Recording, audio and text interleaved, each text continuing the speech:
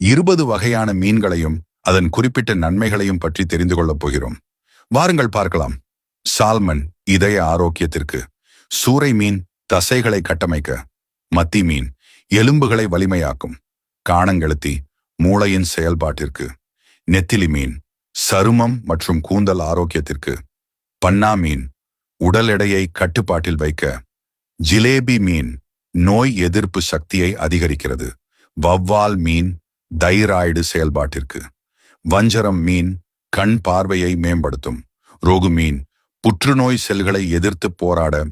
கடலா மீன் சருமத்தின் அழகிற்கு, சங்கரா மீன் புதிய இரத்த சிவப்பணுக்கள் உருவாக, கலவா மீன் இதய நோய்கள் வராமல் தடுக்க,